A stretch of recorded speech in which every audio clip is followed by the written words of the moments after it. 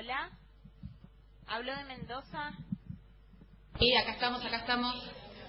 Buenas. Bueno. He tomado el audio. Muy bien, bueno, vamos a empezar.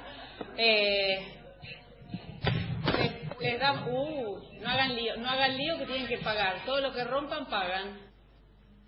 Bueno, vamos a empezar con la video de hoy, la videoconferencia de hoy. Hoy lo tenemos como invitado al licenciado Hugo Uberman.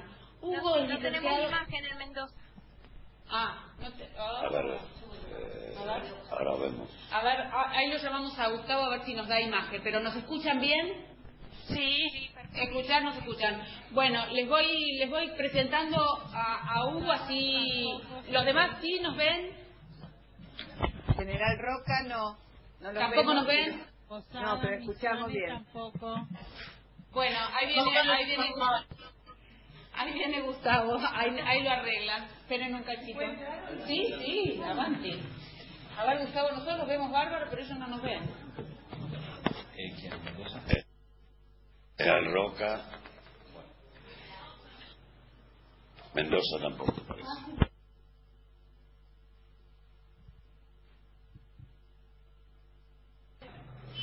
¿Ahora sí nos ven? ¿Nos ven? No. No. Misiones tampoco. Misiones tampoco. Esperen que me parece que hay problemas más serios. Esto debe tener que hablar.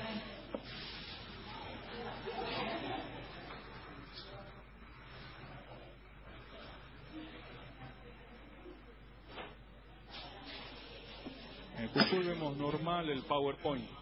Esperen que le habla Ricardo. Bueno, yo mientras tanto lo presento, total, para escuchar la presentación, mientras Gustavo le habla a Ricardo. Bueno, Hugo es licenciado en Historia de la Universidad de Buenos Aires, con una maestría con orientación familiar por la Universidad Austral de Buenos Aires. En el 2008 fue becario titulado en Formación en Masculinidades, tema sobre el que ha realizado múltiples jornadas de trabajo y cátedras sobre género, y capacitaciones a nivel nacional e internacional. También ha formado parte de distintas cátedras sobre género, derechos humanos y violencia familiar. Ha trabajado en repetidas ocasiones con PNUD y la ONU. Es coautor, junto con Luciana Trufo, del manual Masculinidades Plurales, Reflexionar en clave de género, y de Modelo para Armar, Manual de Masculinidades y Juventudes. Actualmente se desempeña como facilitador de género, paternidades y familia, y es coordinador de la campaña Lazo Blanco. Gustavo.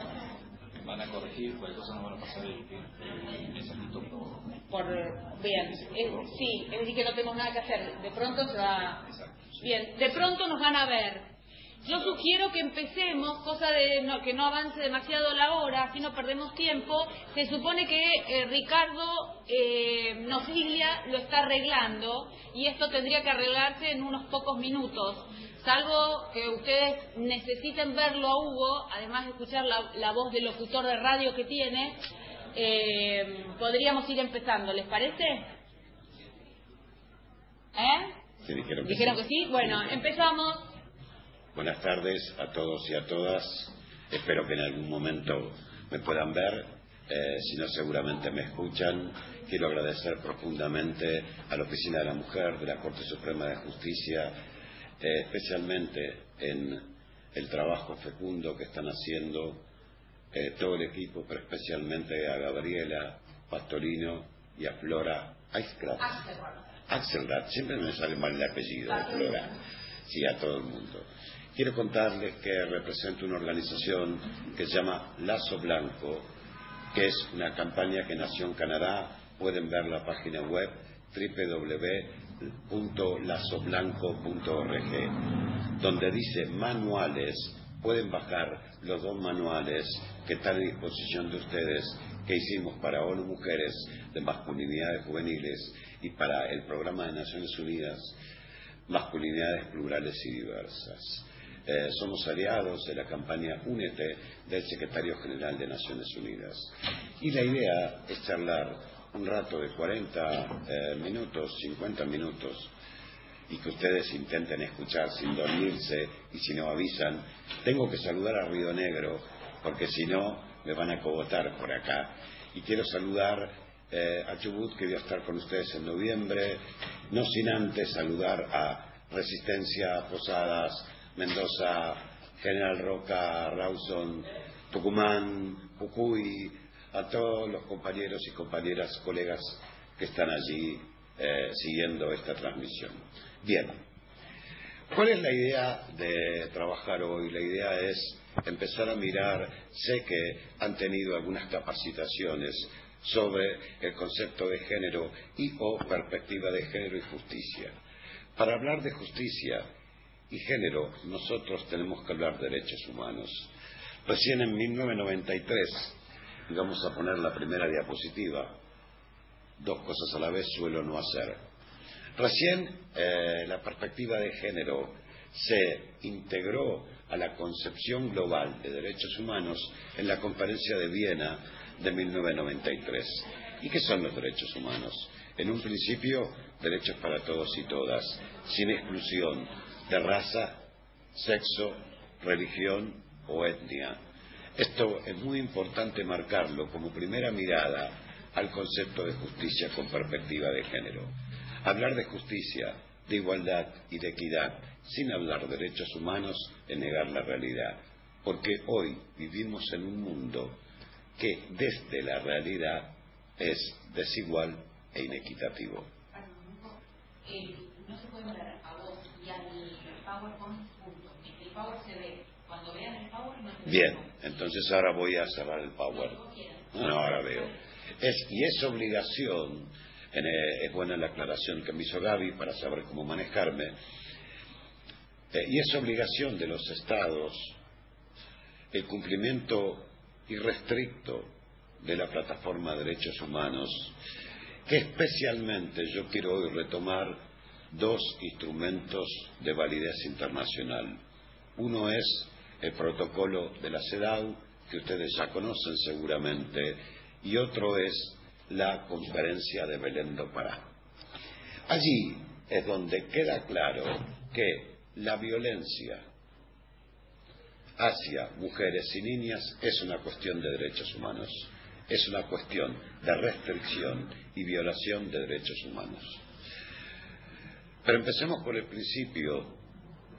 La palabra género viene del inglés gender, en idioma castellano no tiene una traducción.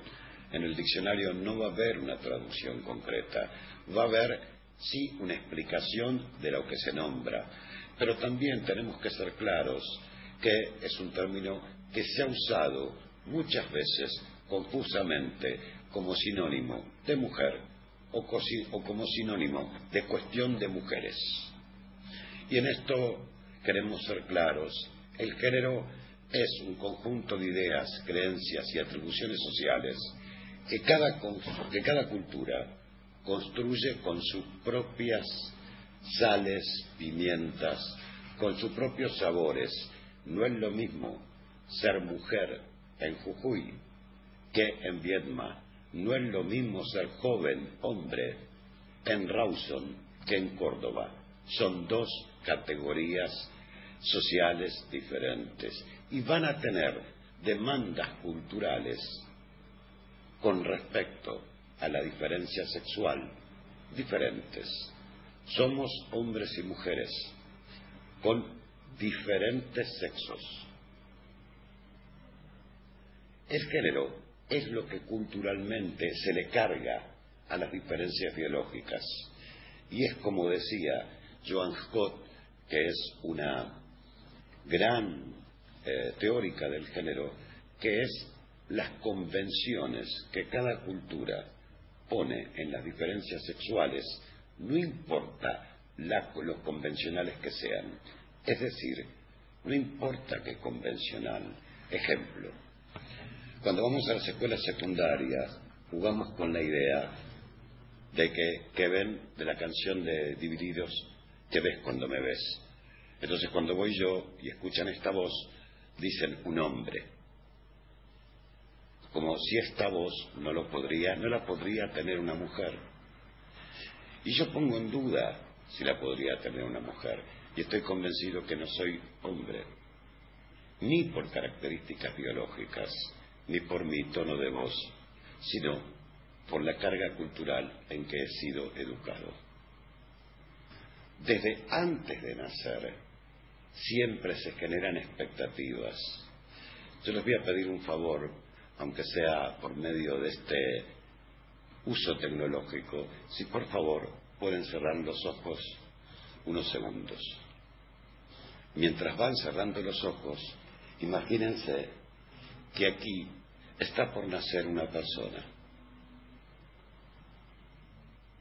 Y háganse 3 preguntas. La primera pregunta que deben hacer es: ¿de qué va a trabajar? Repito, ¿de qué va a trabajar? La segunda pregunta es: ¿cuál va a ser su pasión? ¿Qué le va a gustar hacer? Y la tercera pregunta es: ¿qué va a estudiar? Repito las 3. Pregúntense en este ámbito, aquí en la calle Paraná, en Buenos Aires, en Córdoba, en Río Gallegos, en Tucumán, en Viedma, en Jujuy, está por nacer una persona. Esa persona que viene al mundo, ¿de qué va a trabajar? ¿Qué le va a gustar estudiar? ¿Y cuál va a ser su pasión? Cuando tengan las 3 respuestas, por favor, abran los ojos. Yo espero. Cuando tengan las 3 respuestas, abran los ojos.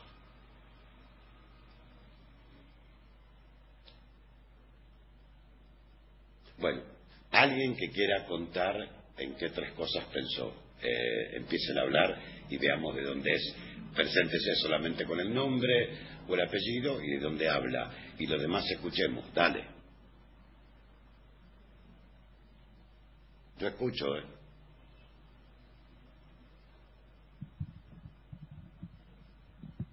Está por salir Mendoza. Ahí va Mendoza. Hola. ¿Se escucha? Hola. Sí, sí se escucha. A ver. Bueno, ¿De dónde? Mariana, ¿Quién sos? ¿De dónde? La Banca. Espera, ya vemos. Espera, que hagamos un lío. Hagamos un lío. Esperen, ya estoy. Son mis ojos, mis anteojos. Esperen.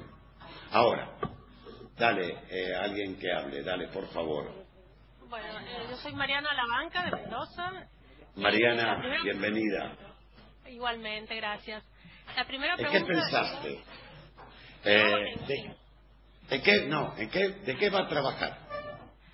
¿Va a trabajar de abogado? De abogado. Sí. A ver, espera, yo te pregunto. Abogado. La persona que va a nacer va a ser abogado. Segundo, va a ser abogado. Segundo, ¿qué le va a apasionar? La música. La música. Tercero, ¿de qué va a trabajar? Estudiar. O sea, ¿qué va a estudiar? Va a estudiar así como fuera de la abogacía, literatura. No. ¿Qué va a estudiar? Una sola respuesta. Derecho. Derecho. Bien. Ahora la pregunta es, para todos y todas las demás, si yo tengo una persona que está por nacer, que va a trabajar de abogado, que va a estudiar Derecho, y su pasión va a ser la música, ¿me pueden contestar si pensaron en un hombre o en una mujer? Escucho. Mariana, vos después nos vas a contar. Los demás y las demás, escucho. Hola, te llamo Sí. de Jujuy, soy María Eugenia. Sí, Y si pensamos en un abogado, normalmente creo que pensamos en un varón. sí. Particularmente A ver, yo lo que había pensado, sí, Sí, te escuchamos. que la persona que yo me imaginaba que estaba naciendo, me la imaginaba como docente, iba a estudiar para docente, iba a trabajar con niños discapacitados y su pasión era el cine. Bien, a ver, espera un minuto, yo voy a repetir para que todos y todas escuchemos. Por un lado tenemos un abogado que le gusta la música y que va a estudiar Derecho. Y por otro lado tenemos desde Jujuy, Julia o María Julia, ¿cómo era? Julia. María Eugenia. María Eugenia, disculpame María Eugenia, habla de una persona que se va a dedicar a la docencia, le va a gustar el cine y va a trabajar con niños y niñas discapacitados /as. Mi pregunta ¿es un varón? ¿A quién le preguntas? A todo el mundo. María Julia, ¿pensaste en un varón o en una mujer? María Eugenia. María Eugenia, yo pensé en un varón, porque tranquilamente puede ser un varón. Sí, que tranquilamente puede ser un varón, estamos de acuerdo. Yo creo que en todas las salas que están prendidas las lucecitas y las personas que están aquí, son pocos los que pueden haber pensado que era un varón, porque cada vez en mi experiencia argentina y latinoamericana que pensamos en un rol educativo o de cuidados, llámese enfermería, llámese medicina, pensamos en términos de lo femenino. Y cada vez que pensamos en función de lo normativo, que incluye lo jurídico, pensamos en términos masculinos. ¿Qué quiere decir esto? Que esto de que un abogado, y yo sé que hay muchas compañeras adentro del sistema judicial, muchas jóvenes y otras no tanto, que tienen que pasar por el juego de que frente a un juzgado o a un secretario o a un empleado, el masculino es cómo le va doctor y la femenina es cómo le va con su nombre de pila. Parecería que hubiera diferencia solamente por las características biológicas. Y esto es una cuestión de derechos. Tenemos que empezar a ver la inequidad en lo cotidiano, en este reparto de roles y tareas que parece que fuera un destino más que una opción, y parece que estuviera ya atrincherado en el destino en el momento del nacimiento.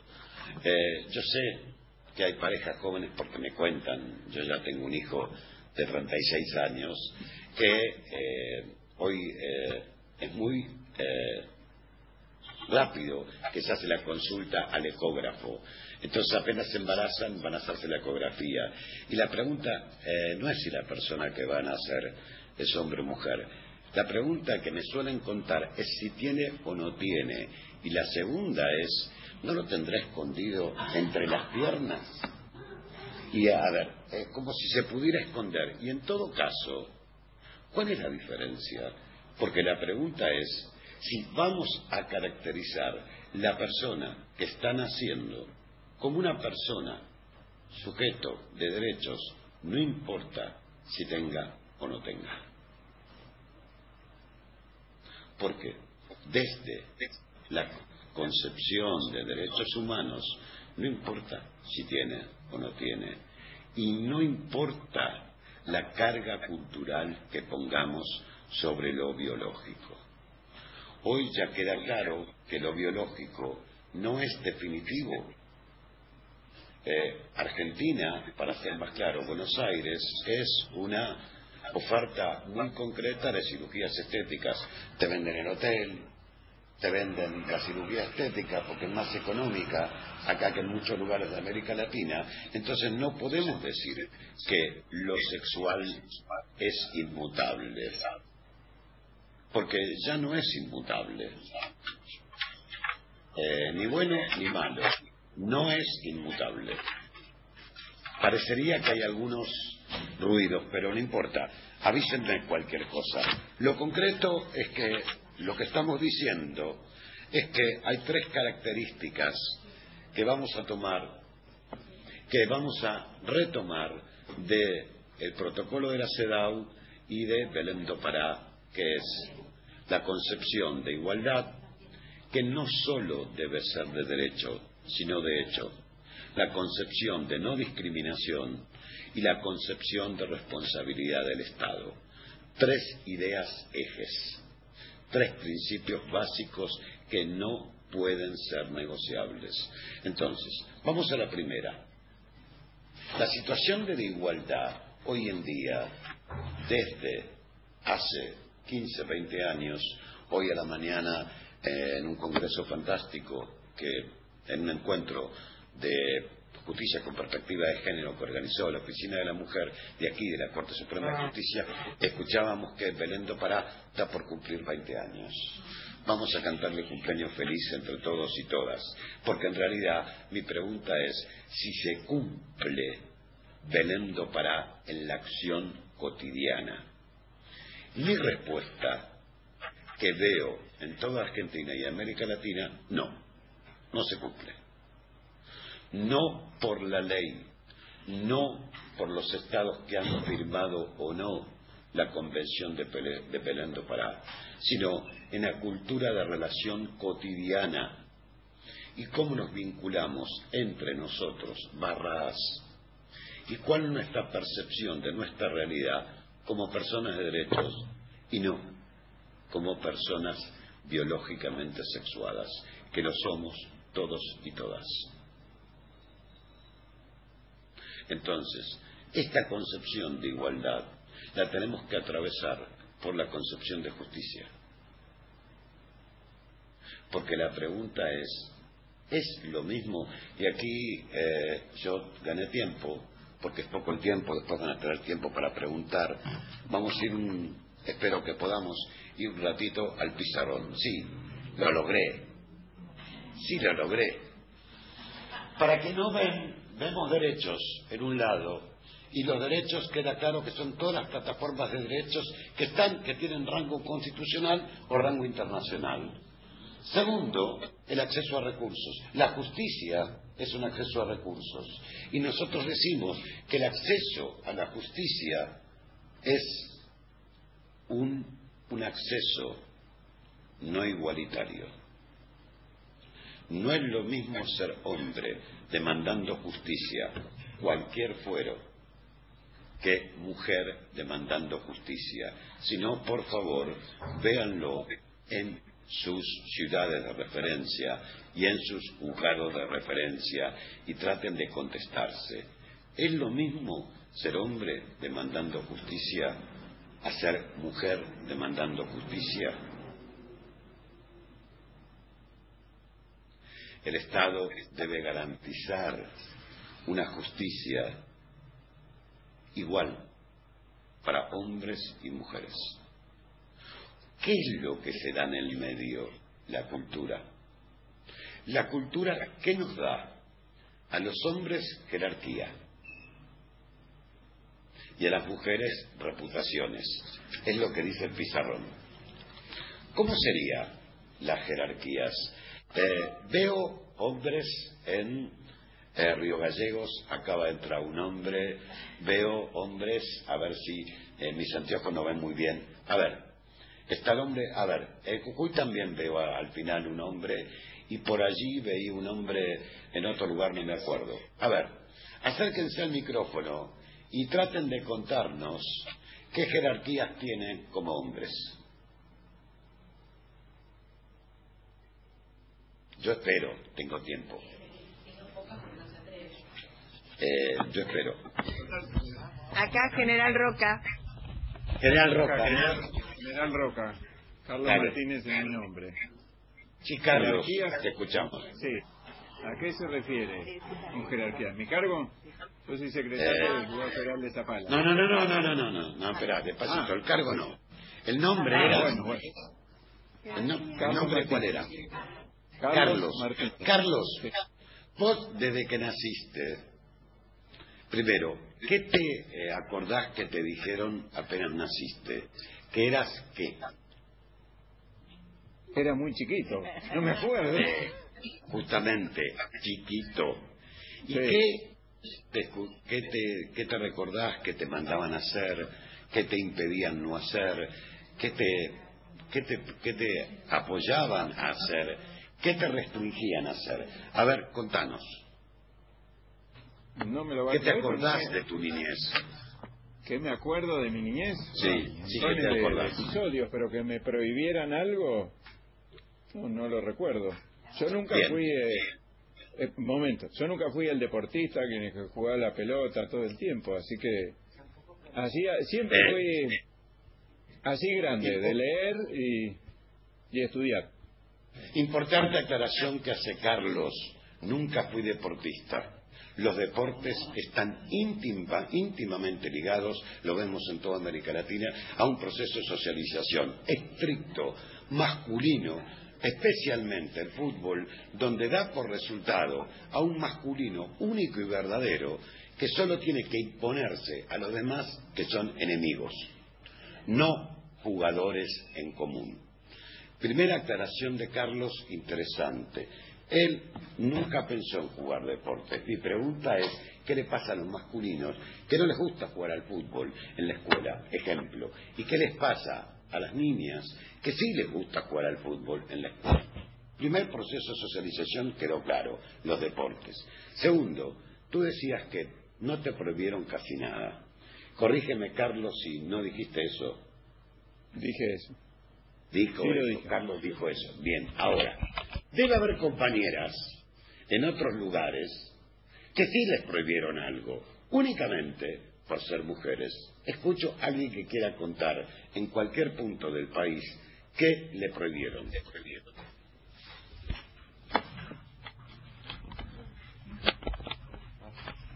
Lo escucho. Hola, hola. Sí, te escuchamos. Acá en Resistencia al Chaco. No te escuchamos. De Resistencia quedó claro. Espera, nombre. Hola, soy Ana Arce, buenas tardes. Bueno, a mí Hola, Ana, días. ¿cómo estás? Muy bien, ¿y usted? Por lo que veo también. Sí, sí, estoy bien. Querían subir a los árboles porque era de los varones. Bien. ¿Y qué te decían cuando subías a los árboles? Ay, qué machona que soy. Bien. Ese término, machona, implica que es una reputación. Acuérdense que hablamos de reputación.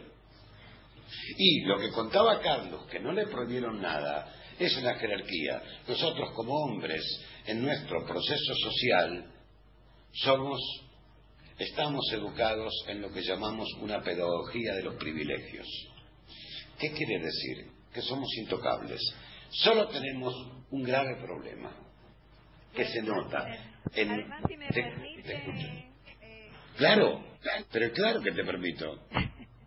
Bueno, obviamente que tenía que hacer las cosas de la casa, que era lavar los platos, ayudar a la mamá, pero los varones, nada. Muchas preguntas en muchas casas, Claro que yo por era favor. viejita. Claro, pero esta pregunta que tú traes, bien, Ana, vamos a hacerla global. Y la pregunta es, ¿en cuántas casas hoy a un varón de 13, 14 años no le salen callos en los dedos de jugar a la PlayStation? Y a una nena no se le salen de la lavandina, de su piel, de las manos, de lavar los platos o de hacer camas ajenas. Entonces, queda claro que la justicia tiene un sentido, pero está inserta en una cultura que es de privilegios y de reputaciones. No podemos entonces sacar la cultura de la justicia y poder entender que hay un acceso limitado de justicia a las reputaciones y hay un acceso ilimitado de justicia a los privilegios y a las jerarquías. Pero entonces indaguemos un poquitito más profundo. Adentro de las masculinidades, que son plurales, ningún hombre es igual a otro, como ninguna mujer es igual a otra. Los itinerarios vitales son distintos, las experiencias históricas son diferentes. Ahora, mi pregunta es, ¿todos los hombres tenemos jerarquías? Acepto respuestas. Escucho.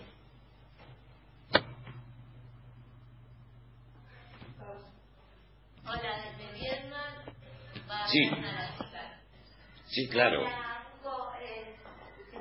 Hugo, yo soy Valeria Bernal y no... Valeria, ¿cómo estás? ¿Cómo te va, Hugo?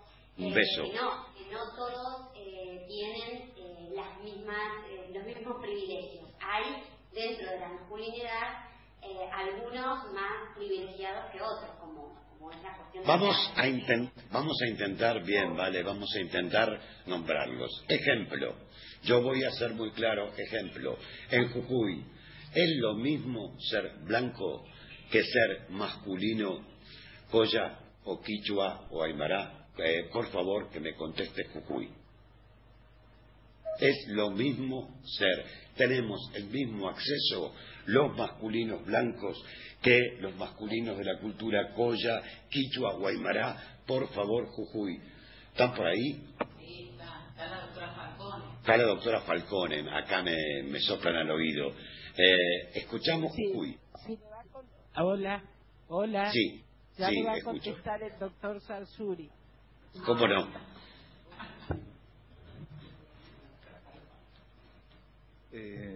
Muy buenas tardes. Hola, Mi buenas nombre es tardes. Patricio Javier Sarsuri. Disculpe, ¿me podría repetir la pregunta? Si es lo misma jerarquía que tenemos, me incluyo, los hombres blancos, que los hombres no blancos, adentro de la estructura social, adentro de la estructura jurídica, adentro de la estructura de convivencia en cada comunidad, ¿son iguales los privilegios a los blancos como yo, a otras etnias o a otros grupos étnicos masculinos? Pregunto. De acuerdo a la formación que tenemos, no, absolutamente no. Hay mucha diferencia, salvo no que venzamos, vencer, ¿no? Esas diferencias, ¿no? Creo que desde el principio siempre fuimos iguales. A ver, pensemos todos juntos y todas juntas. Queda claro que el concepto de etnia atraviesa el concepto de género, lo cruza. También el concepto de acceso a recursos de orden capital, cultural, económico, también cruza la variable de género. Voy a dar un ejemplo. No es lo mismo ser un hombre pobre que ser un hombre rico. El acceso a recursos económicos y de capital cultural también nos diferencia. Ahora, tú que estás ahí en Jujuy, si entras a una empresa, a una fábrica, a un campo donde hay hombres trabajando, el capataz tiene una jerarquía sobre el peón, siendo los dos hombres. Sí, existe esa. Entonces estamos en presencia de diferentes masculinidades con diferentes jerarquías que la justicia debería tomar en cuenta. Que la carga cultural. Sí, escucho. Licenciado, si usted me permite. Claro. Soy la doctora Falcone, mucho gusto. Sí, Yo encantado. creo, si usted me permite, usted No, sabe, pero claro, a ver, esto está para esto. creo que es un problema cultural el que estamos hablando. Cuando culturalmente entendamos lo que usted dice, la igualdad y la equidad, no debe haber diferencia entre el blanco, el morocho, para que nos entendamos, el rico y el pobre. Creo que es la formación cultural a donde no sé en cuántas generaciones podremos llegar para que desaparezca esta cuestión. No sé si Doctora estoy Falcone, equivocada, es mi pregunta. No está equivocada, pero mi pregunta es, si no lo hacemos nosotros, ¿quiénes? Si no lo hacemos ahora, Perfecto. ¿cuándo? Por eso estamos acá juntos. Justamente. Rubios, morochos. Justamente. ¿no es cierto? Justamente. ¿Y cuál es lo que nos une? Una plataforma de derechos humanos que no reconoce jerarquías y reputaciones y que nos dice que todas y todos debemos tener el mismo acceso a derechos y a recursos. Y la justicia sigue siendo un recurso del Estado que debe estar a disposición de todos y todas. Volvamos un poquitito para atrás. Yo sé que, doctora, yo voy a dar tiempo para preguntar. Yo estoy convencido, ya la veo, doctora. Pero volvamos un poquitito para atrás. ¿Qué dicen las normas internacionales? Vamos a ver la agenda internacional que, a ver, como Estado, Argentina ha firmado. Uno es el protocolo de la CELAW y otro es el Belén do Pará. Pero esto habla sobre el ingreso profundo de derechos económicos, políticos, culturales, sexuales y reproductivos femeninos a los derechos humanos. Porque parecería que antes del año 93, donde toda la catarba de derechos humanos no tenía una mirada diferenciada con respecto a ser hombre o a ser mujer, parecería que todos éramos hombres. Era una cuestión, lo que llamamos androcéntrica, centrado en lo masculino de los derechos. Ahora, la pregunta es, yendo a la modernidad, hay un documento que ustedes pueden ver en la página web www.lazoblanco.org, que es la declaración de Río de Janeiro que hicimos 400 personas de 70 países de todo el planeta hace 4 años, que tiene un antecedente que es la resolución 48 del Consejo de Seguridad de Naciones Unidas, donde hay un documento que se llama involucramiento de hombres, jóvenes y niños en procesos de equidad de género. Es decir, los estados están llamados a involucrar a jóvenes, respondiendo un poco y charlando un poco con la doctora Falcone, a hombres, jóvenes, a niños, e involucrarlos en procesos hacia equidad de género y no violencia. ¿Qué quiere decir esto? Que ya es una demanda a los estados jurídica de generar políticas públicas donde los hombres no seamos los que tengamos los privilegios, sino que tengamos también las obligaciones de generar procesos entre nosotros, de replantearnos qué es ser hombre en el mundo moderno, y si yo puedo ser hombre sin acceder a privilegios, o en todo caso, si dejo de ser hombre porque no me llaman doctor y me llaman por mi nombre Hugo adentro de una sala de audiencias. No soy abogado, entonces no me van a llamar, pero lo concreto es que lo dice alguien. Tengo 35 años de docencia y siempre me dijeron que había elegido la profesión equivocada simplemente por tener aspecto masculino. Y quiero contarles una anécdota importante para mi experiencia personal. Hablar de género desde el punto de vista académico a mí no me gusta mucho sin involucrar a cada uno, a cada una de ustedes y sin involucrarme. Hay un concepto teórico que dice que los hombres nos definimos por la huida de lo femenino, o sea, descartando lo femenino. Entonces, se dice que los hombres teóricamente no somos mujeres y tenemos que demostrarlo los 365 días de nuestra vida masculina. Segundo, no somos gays u homosexuales, somos bien heterosexuales para ser confirmados en este lugar masculino, porque parecería que los compañeros gays dejan de ser hombres. No, en realidad es una masculinidad gay. Yo no conozco ningún compañero gay que se defina como mujer y se perciba como mujer. Se percibe como lo que es hombre, socializado como hombre que ha encontrado una sexualidad diferente. Tercero, no ser niño, y a esto iba. Tengo compañeras de trabajo en toda América Latina que al día de hoy, por Skype, por Internet, por el celular ya no, hoy hablaba con mucha gente del celular que no lo usamos estos mecanismos. Y adivinen cómo me llaman, hasta el día de hoy, 25 años de trabajo conjunto. Voy a ganar tiempo en el ida y vuelta y me llaman Huguito. Que a mí no me molesta, quiero aclararlo, pero la pregunta es cuando nos tomamos un café con las compañeras y le pregunto, ¿por qué el Huguito? Y me dicen, porque vos no sos un hombre.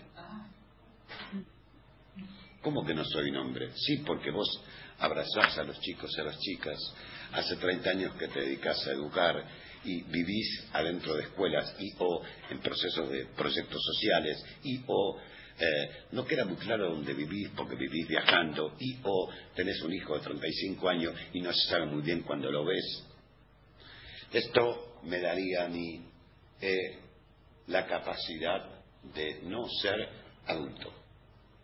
Y esto también es sancionado adentro de las jerarquías masculinas como un adultito.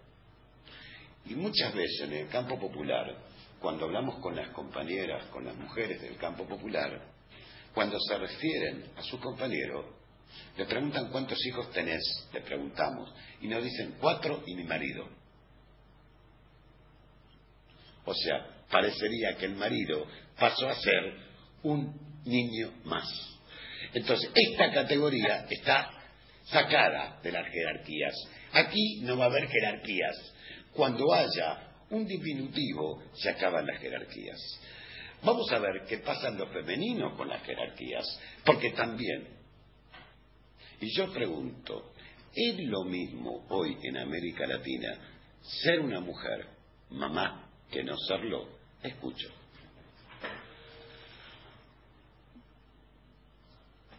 Escucho respuesta. Serlo, a ver, en la misma categoría social, ser una mujer mamá que no serlo. Acá no. Sí. No, respondo que no, por supuesto que no. Bien. ¿Quién responde? ¿Vale? No te veo. Bien. Gracias, Vale. Gracias, Vale. No. Entonces tenemos que aclarar que ser mujer no es sinónimo de ser mamá. Y ser mamá es un consenso de derechos. Y que es una estructura de derechos. Y no una obligación social. Así como ser papá, nos dicen a los hombres que nos completan nuestros hijos e hijas. O sea, mi demanda es rápidamente ser papá. No nos quejemos del embarazo adolescente, aviso. Porque si a mí me demandan rápidamente tener actividad sexual como masculino, rápidamente, me lo van a preguntar a una niña de 15 años, y ya lo hiciste. Bueno, a los jóvenes de 15 años los corremos por toda la casa para ver. Y la mamá le pone condones en sus pantalones para que lo haga con cuidado, pero que lo haga. Ahora la pregunta es, yo no conozco a ninguna mamá que a una niña de 15 años le pregunta si lo hizo o no lo hizo. Porque está invisibilizada esa posibilidad que tiene esa niña de hacerlo o no. Es una obligación no hacerlo. Entonces, mi pregunta es, si esta cultura nos va a entregar una plataforma de derechos donde la igualdad no sea de justicia, sino de hechos cotidianos, y donde tengamos el mismo acceso a recursos, hombres y mujeres, que incluye la justicia.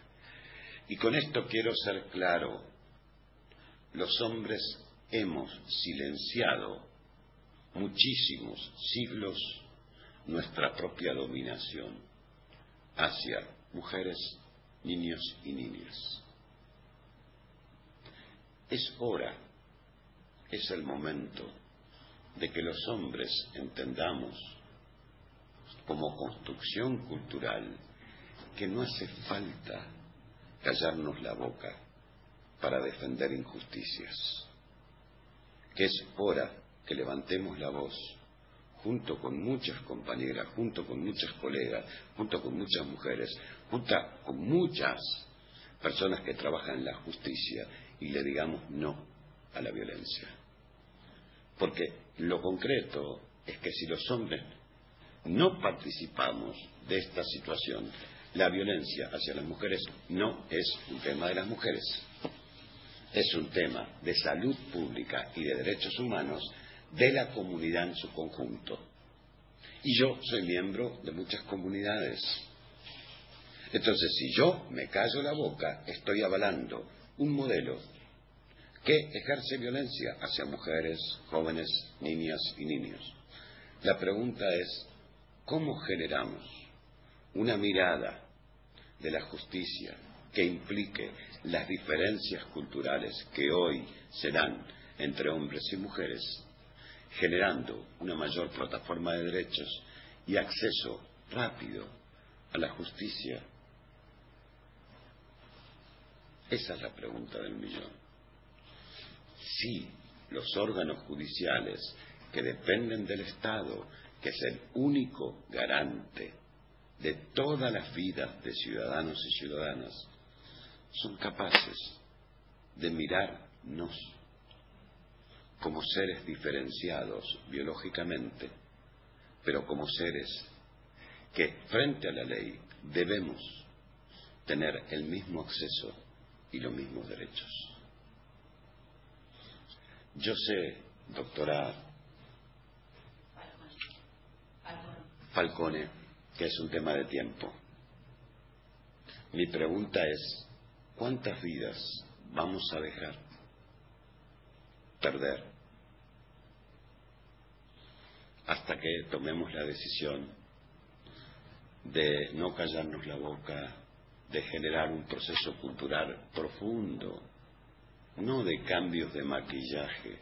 Nosotros no hablamos de nuevas masculinidades porque preguntamos si estas son las nuevas, ¿dónde están las viejas? Ahora, si estas son las nuevas y hoy nos daban los datos de muertes en toda América Latina, que nunca sabemos cuántas son, aclaro, porque no se sabe, porque si no hay protocolos en salud, en justicia y en policía, nunca vamos a ver cuántas muertes son, porque siguen habiendo en el tema de salud mujeres que se mueren por golpes y se anota infarto de miocardio o los hematomas no se ven porque no hay un protocolo. Entonces la pregunta es, ¿cuántos más? ¿Cuántas más? La pregunta es, ¿cuántas mujeres van a entrar en explotación sexual sin que abramos la boca? Entonces, queda claro que es complejo y queda claro que la justicia es un órgano del Estado y queda claro que el Estado, por derecho y por justicia, tiene que entregar el mismo acceso a recursos sin jerarquía y el mismo acceso a derechos sin reputaciones a hombres y mujeres. Escucho los y las.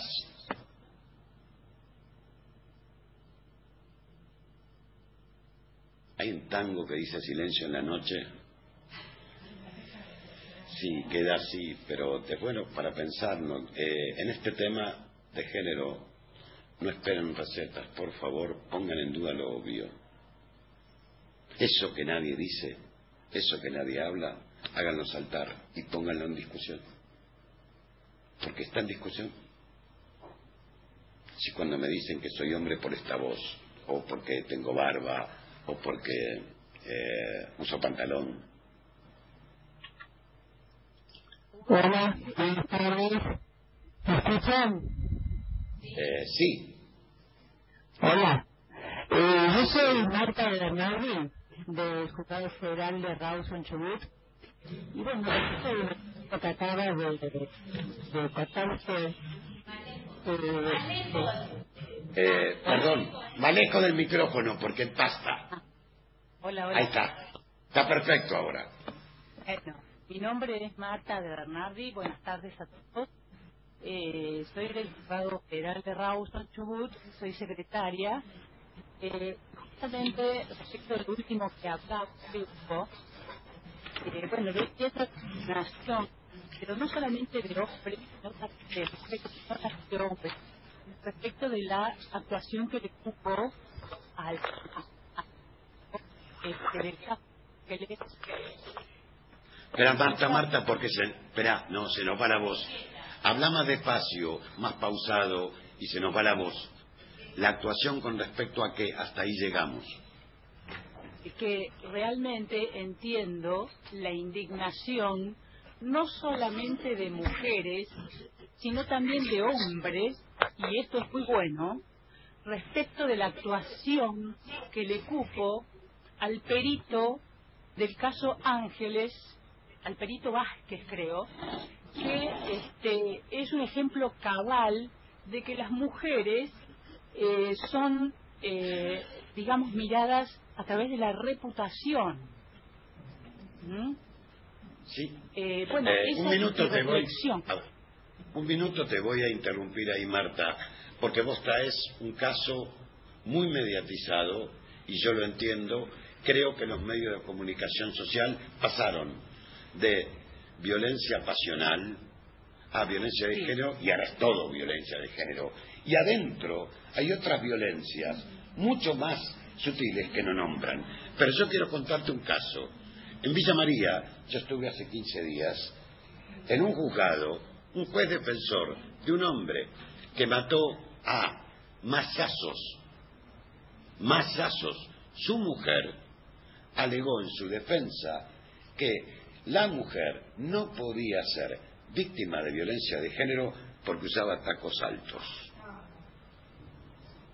Ahora, yo pregunto, ¿no hubo ningún fiscal que en ese momento le dijo, usted está inhibiendo derechos en este alegato?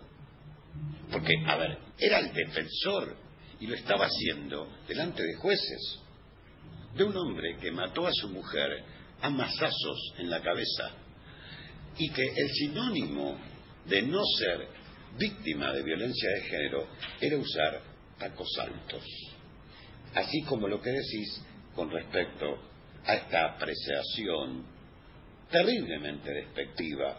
Hoy, una de las cosas que veíamos y que los medios de comunicación replican es que se empiece a hablar de la reputación de la víctima, que está muerta, y no del señor que ejerció una violencia cultural, histórica.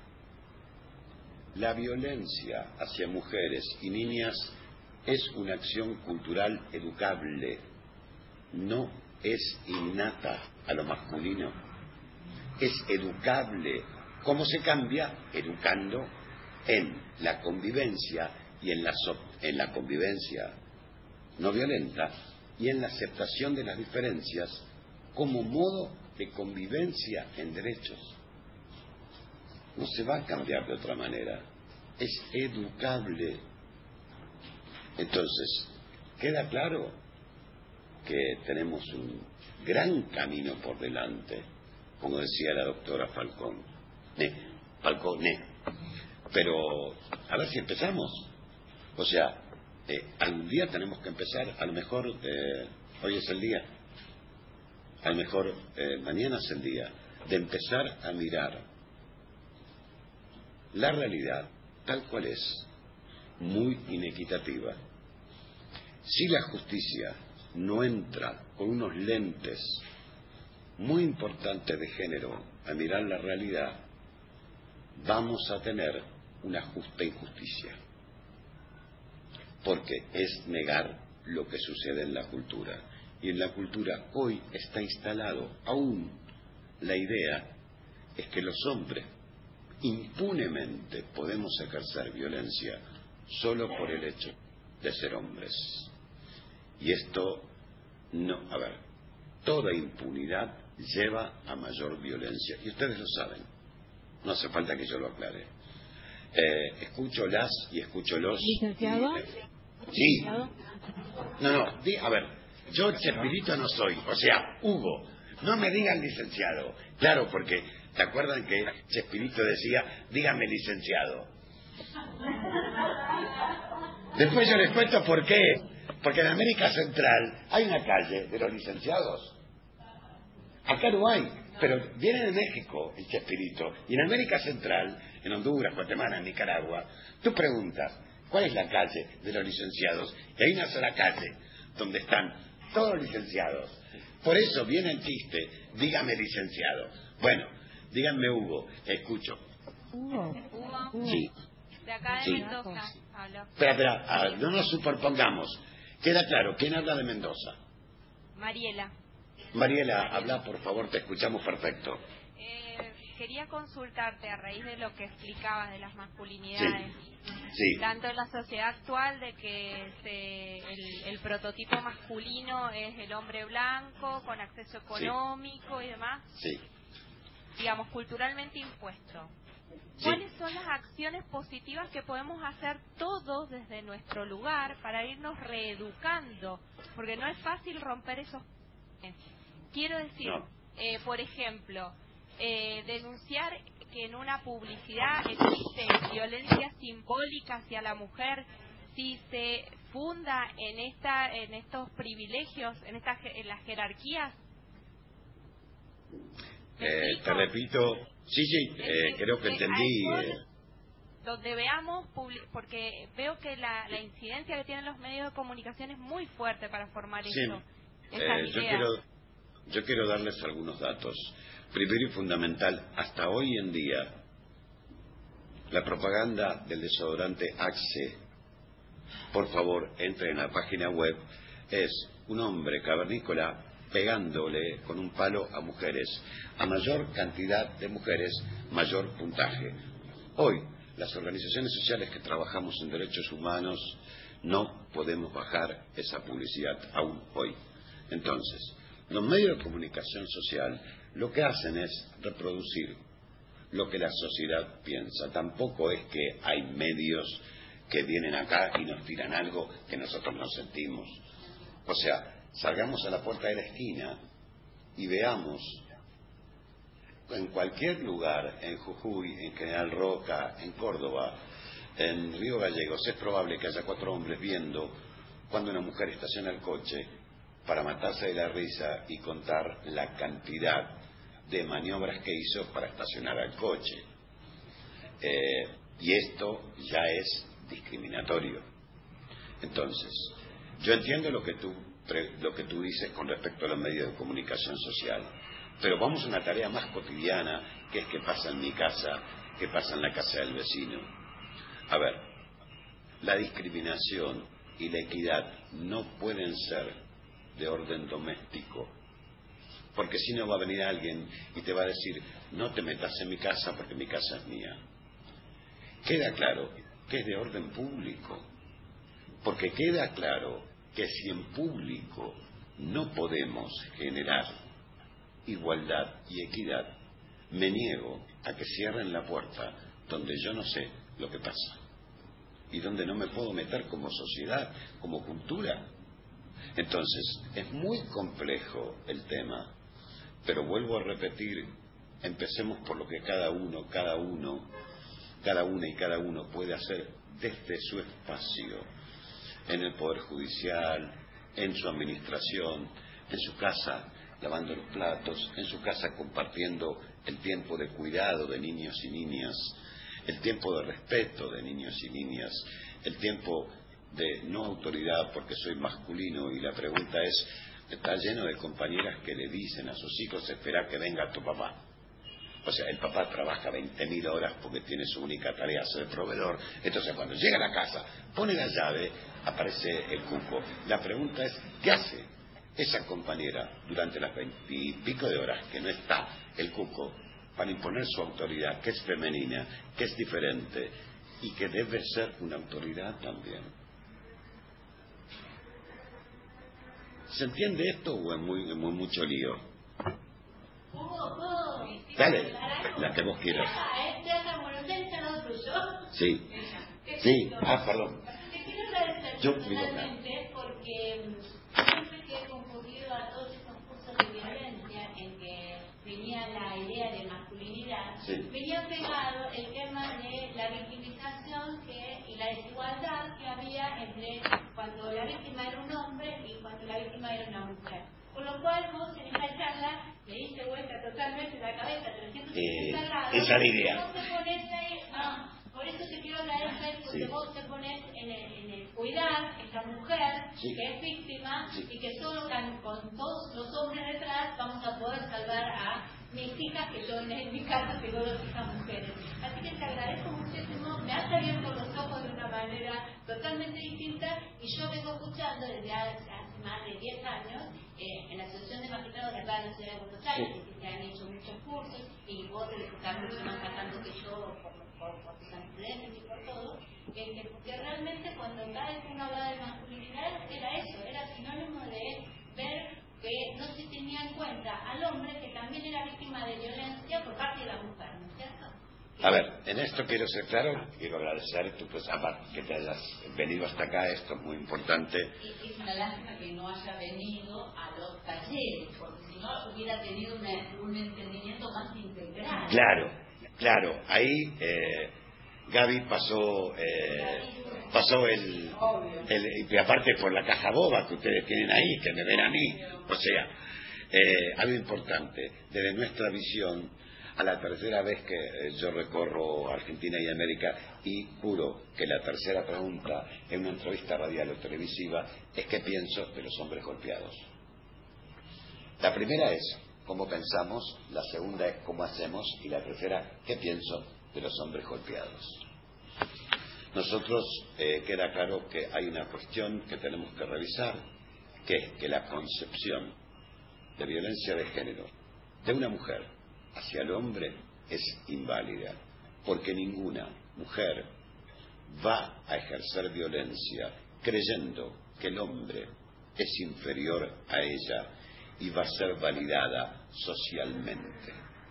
Entonces, a lo que llamamos es violencia de pareja o violencia íntima o vínculo violento, pero no entra de la categoría género. Por favor, no podemos comparar la validación social de un hombre que es impune. Perdón, vamos a ser claros. El señor de La Plata, no lo voy a nombrar, odontólogo, sí, y les pedían autógrafos. Entonces, esto queda claro, que ninguna mujer puede acceder a ese recurso y a esa jerarquía de validación social en contra de derechos que sí accedemos los masculinos. Entonces, sí hay violencia convivencial, hay violencia con partner, se dice en inglés, o íntima, con la pareja, pero no de género. Sí hay violencia de género cuando hay una estructura asimétrica con niños y niñas o jóvenes, donde sí hay una cuestión validada de poder y que nadie va a poner en duda. Ejemplo de una mamá con sus hijos. Puede ser violencia de género, pero no en la misma categoría, grupo etario y con la diferencia de hombre o mujer. Pero es bueno lo que decís.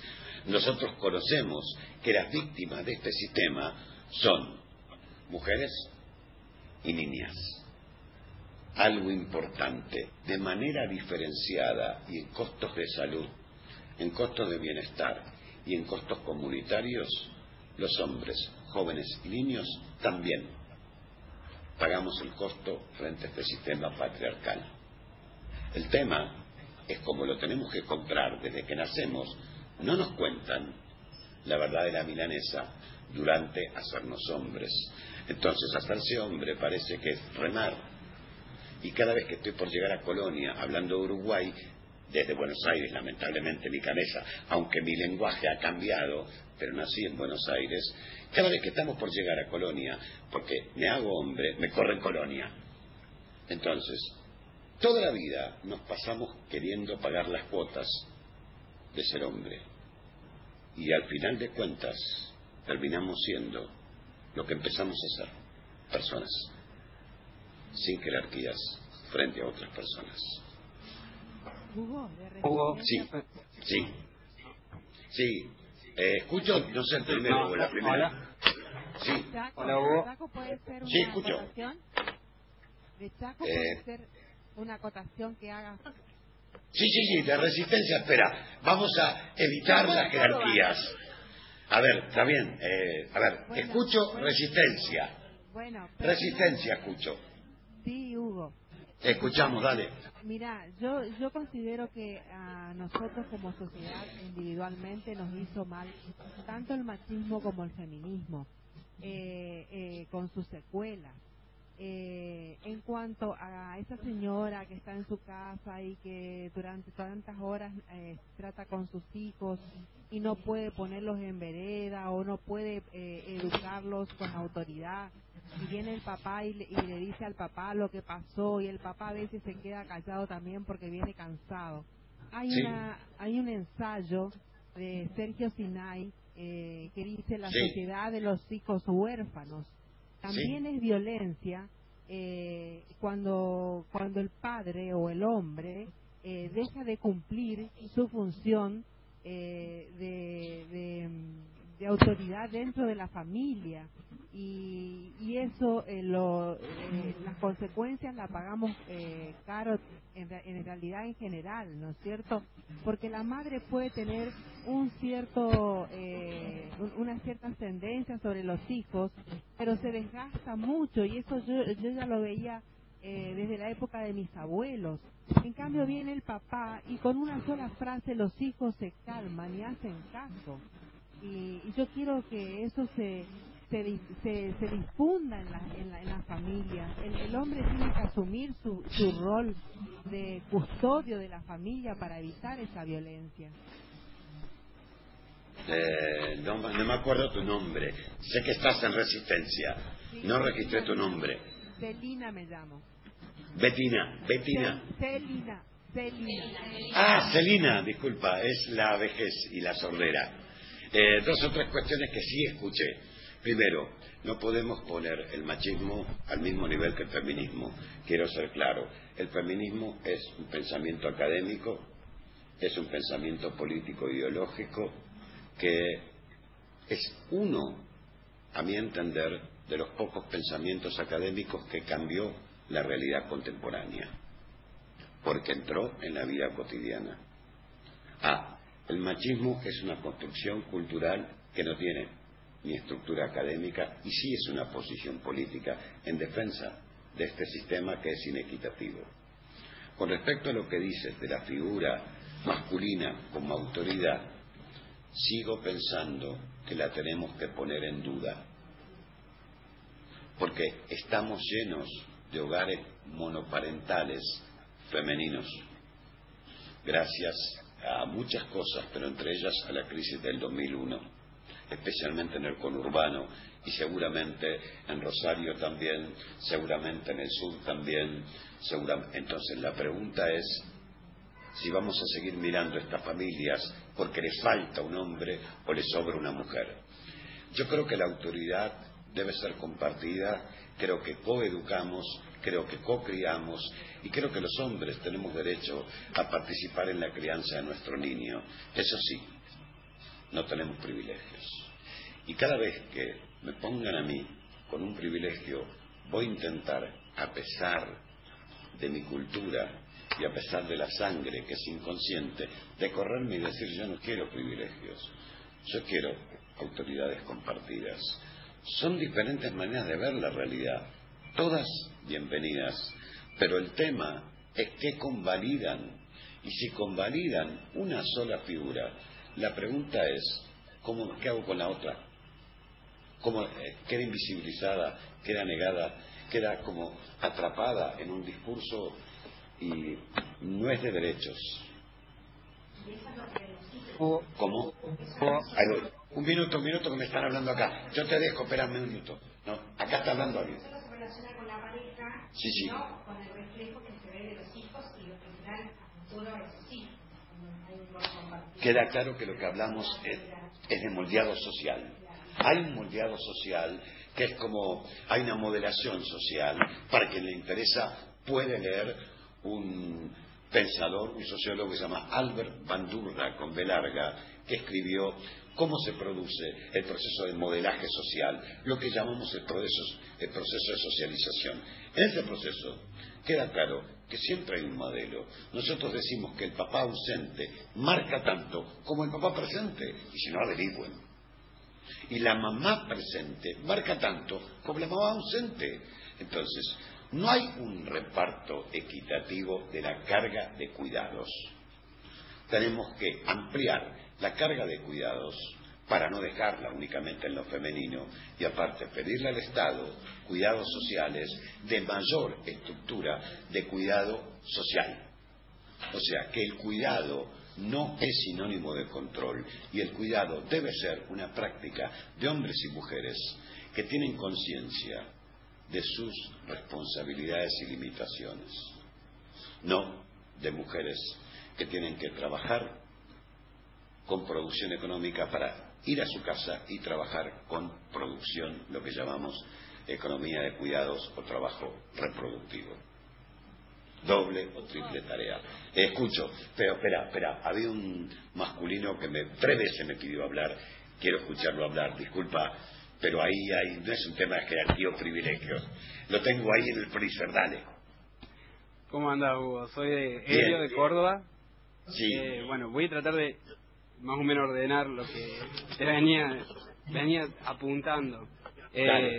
Primero, la solución que debemos dar es una solución integral. Creo que hay que complejizar esto, y no solamente parte desde el Poder Judicial, sino hay que ver y hay que tener una decisión política, porque tenemos un amplio, como vos bien mencionabas, un amplio complejo normativo que nos da y nos fundamenta, y por más que, y como vos decís, la justicia está inmersa en la cultura, sí, hay que penetrarla y transformarla a esta cultura, pero también hay que partir desde una decisión política, ¿no es cierto?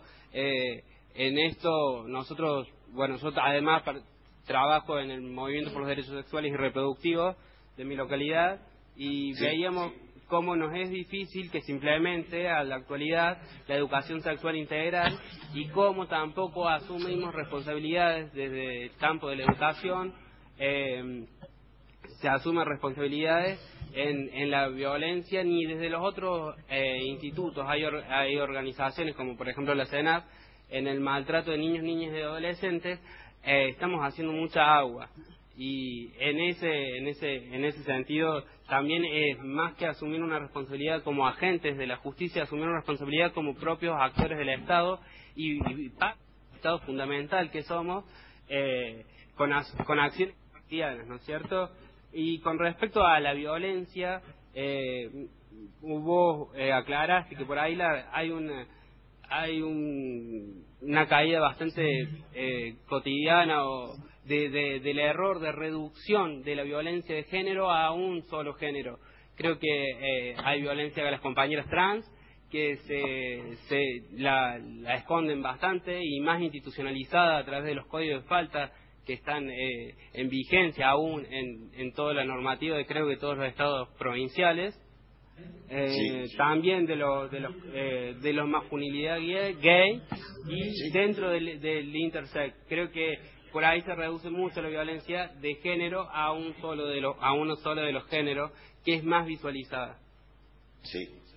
Esos aportes, no sé si está perfecto, fue muy desordenado. No, pero está perfecto, Elio, está perfecto. Vamos a retomar esto con respecto a lo que dice primero a la justicia. A ver, la justicia responde a un contexto cultural que no es lo mismo la justicia acá que la justicia en Brasil. A ver, esto estamos de acuerdo. Ahora la pregunta es, ¿qué podemos hacer para generar una justicia que tenga lentes de géneros plurales, diversos, para leer la realidad? Cada uno y cada una desde su lugar puede hacer algo. Queda claro que el ámbito de la justicia es un ámbito muy normado, pero no es impenetrable, perdón de la palabra. Pero lo concreto, ¿por qué digo perdón de la palabra? Cuando tú dices penetrable, a mí se me chipotea algo, porque también lo que está en juego es cómo las sexualidades plurales impactan en la visión de la justicia también, y cómo nuestros cuerpos muchas veces no están vinculados a las formas sexuales con las cuales nos asumimos. Y esto tenemos que empezar también a, después de la ley de identidad de género, entender que es un derecho y que no se puede volver atrás. Entonces, poder entender que necesariamente 1 más 1 no es 2, ustedes saben a lo que me refiero, es decir, información biológica con práctica sexual no son 1 más 1 2. Y después, por el otro lado, entender que la justicia sí está en cada uno de los actores que conforman la estructura judicial, la posibilidad de mirar la realidad con anteojos diferenciados y ver los puntos de partida diferentes sobre culturas desiguales, y poder entender que queda claro que sería fantástico que todos lo repliquemos en la intimidad. Pero empecemos por donde estamos, que es en un ámbito judicial. Empecemos por allí. Queda claro que si lo hacemos allí va a impactar en nuestras vidas cotidianas, va a impactar en cómo llego a casa y va a impactar con que esa mamá tenga la suficiente autoridad para decir: aquí estoy yo, y papá va a estar cuando venga, cuando deje de trabajar o cuando pueda, pero mientras estoy yo, educándolos, criándolos y haciendo todo lo posible porque estén bien. Había otras consultas aparte. Gracias, Elio, por la participación. Sí. Y de Misiones. Sí, yo escucho. No está escuchando, hombre. Sí. Y de Misiones. ¿Lisi o Pinti? Sara de Pinti, Misiones. también. Dale, Pinti. Te escucho. Vos dijiste que todo esto es posible con un cambio cultural. Sí. Una frase que me quedó. Fue: los hombres hemos silenciado nuestro propio sometimiento. Sí. También cuando hablabas de que los hombres no han tenido prohibiciones y han tenido privilegios, creo que sí han tenido prohibiciones y sí han sido sometidos, porque durante mucho tiempo a ustedes se les prohibió sentir, a ustedes se les prohibió emocionarse, a ustedes se les prohibió atender a sus hijos. Todo eso nos correspondía a las mujeres. Creo, y al escucharte, la verdad que también me emociona, porque fui cuestionada como crié a mis hijos, porque les enseñé a cambiar a sus sobrinos, les enseñé a lavar la ropa, a coser. Sí. No son gays, no, son personas. Son hombres y sí. Creo que el cambio es posible, y no por eso, porque tengan sentimientos, porque lloren, se emocionen, muestren que están enamorados. Como dice un amigo en común, Tiago, no son ningunos putos. Así que al escucharte, y lo hemos hablado con compañeros, invitándolos, acá en Misiones no se acercó ningún varón, porque decían que vos no les ibas a enseñar cómo tratar a las mujeres. Mañana... O sea que no fue tratado en esta charla. O sea, cómo tratar a las mujeres como lo que son personas con experiencias diferentes. Cuando fuimos invitados a la video, charla, a la charla, bueno, vamos a hablar otras masculinidades, y dijeron: no va a venir ningún hombre a decirme cómo tengo que tratar a una mujer. Entonces, es verdad.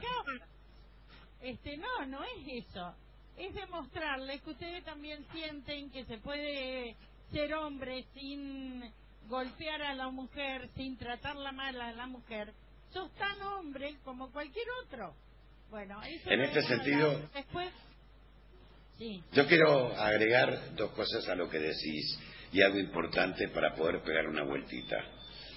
Es verdad lo que decís en cuanto a las emociones, pero es una verdad a medias. Si los hombres sentimos y tenemos emociones que han sido educadas para que terminen en procesos de ira, que es no entender lo que me pasa. Cuando yo no sé la emoción que regula mi comportamiento, aparece la ira. La ira es la antesala anterior del ejercicio de la violencia. Entonces, volviendo para atrás en lo que decís, sí, lo que tenemos estudiado, lo que tenemos trabajado y lo que tenemos visto, que los hombres tenemos que reconocer una condición, que es que somos también oprimidos por este sistema de manera diferente que las mujeres, jóvenes, niñas y niños. Pero es como decía Paulo Freire, hasta que nadie se reconoce como oprimido, no va a hablar mal del opresor y no va a generar una resistencia mucho más profunda hacia el opresor. Entonces nos venden un sistema vinculado al éxito, vinculado al control de los cuerpos propios y ajenos, vinculado a ser el jet star en mi profesión y a laburar como un cochino y a ser único proveedor, y perderme de la posibilidad de tener una buena relación con las mujeres, con mis hijos e hijas, y de disfrutar de la vida como lo que es un espacio de intercambio entre pares, entre iguales. No importa su condición biológica, sexual, étnica o de grupo etario. No importa. Somos todos y todas personas de derechos. Y esta profundidad tenemos que llegar a nivel judicial. Es simplemente un desafío. No hay una fórmula.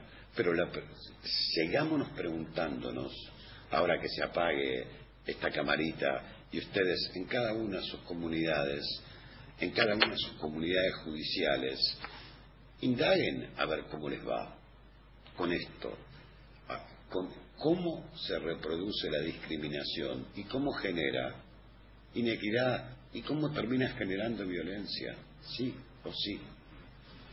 O sea, las leyes pueden traccionar cambios culturales, pueden jalar, como dicen en América Central, estirar, pero las profundas transformaciones culturales nos las debemos como comunidad, nos las debemos como cultura, nos las debemos hombres, mujeres, jóvenes, que deben replantearse su lugar hoy también, niños y niñas, porque es un mundo de derechos y porque no queremos que nadie, ni por ninguna razón, esté excluido de esos derechos.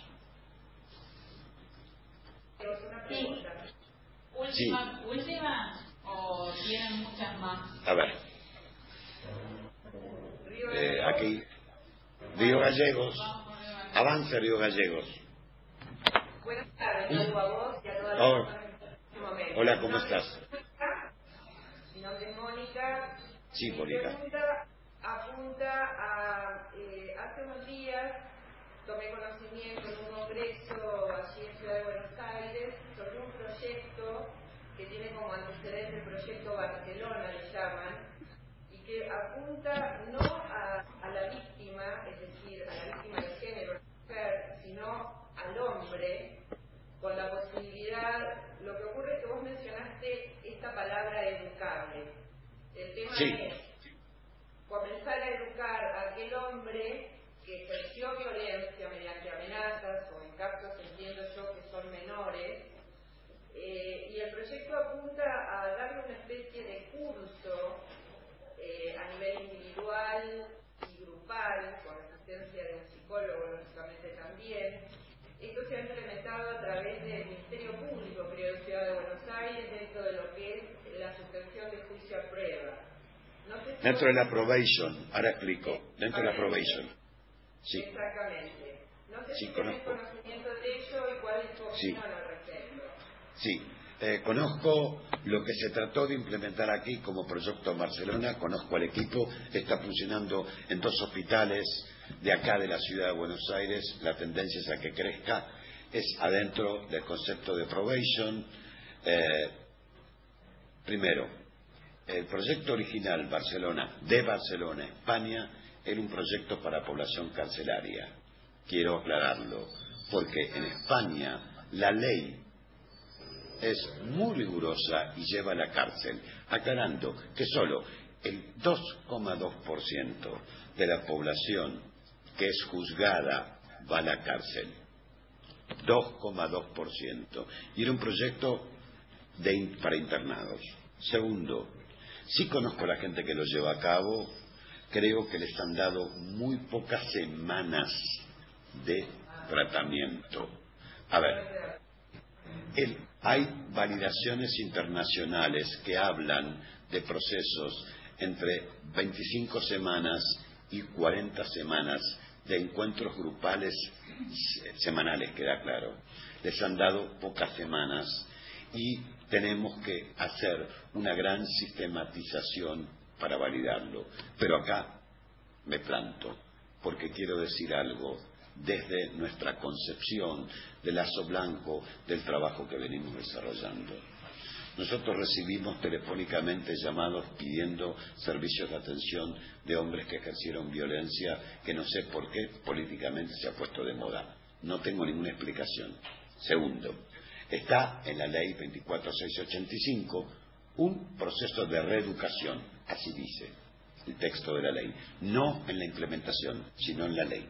Tercero, nosotros no vamos a avalar ningún proceso de atención a hombres agresores hasta que nos garanticen que las víctimas de esa comunidad están todas bajo atención integral de justicia, salud, porque no vamos a permitir que se ponga un peso en los agresores, que es de quien debe defender el Estado, que son las víctimas. Viola la convención. Sí. Viola la convención. Además, este proyecto para nosotros, bueno, sí, está bien. Para España también, pero es un proyecto que viola la convención. La convención plantea que no se puede, la probation es algo violatorio de la convención, porque lo que impide llegar a la investigación hasta el final. Digamos, uno podría establecer que se va a recuperar a estos hombres una vez que se dice la sentencia. Muy bien, se dice la sentencia y se llegó al final, ahora sí, tratemos de recuperarlos. Si es que... Sí.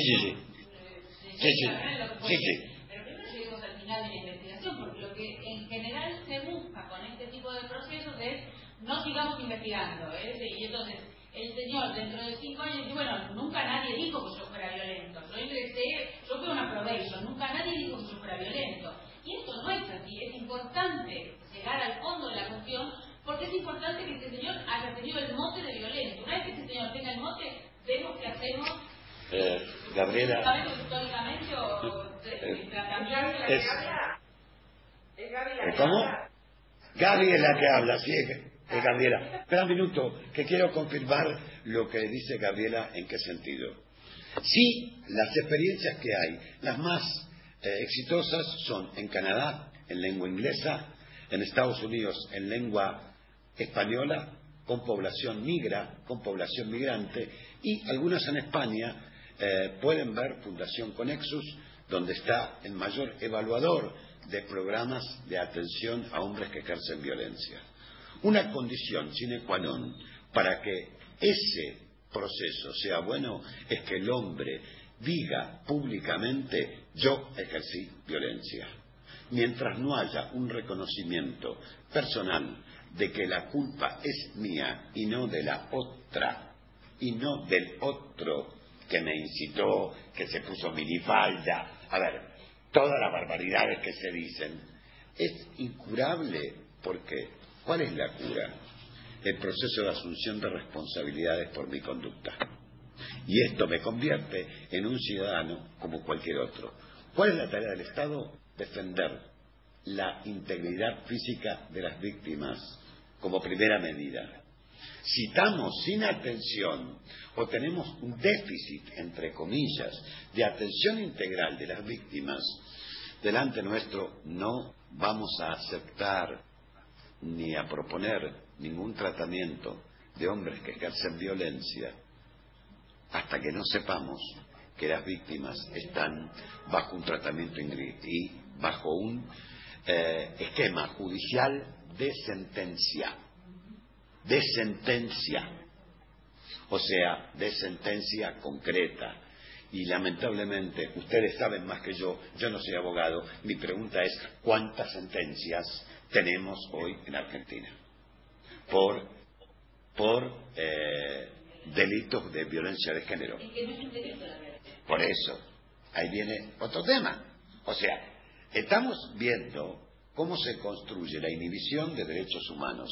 La pregunta es: ¿de los derechos humanos este hombre está sufriendo dolor? Sí. Pero este hombre también fue educado en ese dolor y a través de interpósita persona se encontró con ese dolor. Pero la cuestión de derechos del Estado es resguardar la víctima. Hugo, discúlpame, Sí. justamente Sí. la pregunta que apuntaba a esto, y bueno, suponía que iba a ser más o menos esta tu respuesta, porque cuando yo vi en el temario justamente lo relacionado con las medidas que se toman con hombres violentos en el marco de la probation. Como yo he hecho las capacitaciones, soy replicadora de la Oficina de la Mujer, que había tratado de que la probation no se daba en causas en las que había violencia de género, iba con la idea de que era esto, que las medidas eran no otorgar la suspensión de juicio. Y me encontré con la sorpresa de este proyecto del que no tenía conocimiento y del que conozco poco en realidad, y por eso era la pregunta, ¿no? Sí, que yo sepa, Gaby, corregime, la Corte Suprema o alguien, no soy juez, prohibió la probation en el caso de violencia de género. Hay que decirlo esto. O sea, por favor, Gaby, la Corte Suprema prohibió el concepto, hay un decreto, hay una ley, una sentencia en el cual inhabilita el concepto de probation para casos de violencia de género. Y quiero aclarar algo importante. En algunos municipios del conurbano, digo algunos, pero conozco uno especialmente, se hace mediación. Olvídense del concepto de mediación en violencia. No, está bien. No, pero sí, lo tengo que decir. Porque conozco la realidad. Hay procesos donde intentan juntar la víctima con el victimario y termina, yo sé quién termina muerto. O sea, quién termina muerta. Entonces, por favor, en restricciones e inhibiciones de derechos no puede haber el concepto de mediación. Sáquenlo del sistema jurídico. A ver, creo que se nos acabó el tiempo, son 6:10. Vuelvo a repetir mi agradecimiento profundo al equipo de la Corte, de la Oficina de la Mujer y a cada uno y cada una de las personas que hoy estuvieron 1 hora y media acompañándonos. Buenas tardes, muchas gracias. Bueno, les agradezco mucho yo también. Y nada, bueno, nos vamos a seguir viendo. Les cuento que seguimos con el seminario sobre buenas prácticas, de lo que ya van a tener noticias. Debemos tener representantes de todos ustedes acá en el seminario y de todas maneras lo van a poder bajar del SIC porque se está grabando para que lo bajen en directo. Cosa que les recomiendo porque está bastante interesante. Bueno, les mando un cariño a todos y a todas. Gracias. Bueno. Hugo, una maravilla. La verdad que tendrías que haber... ¿Qué, todavía está viendo? No. Ay, perdón.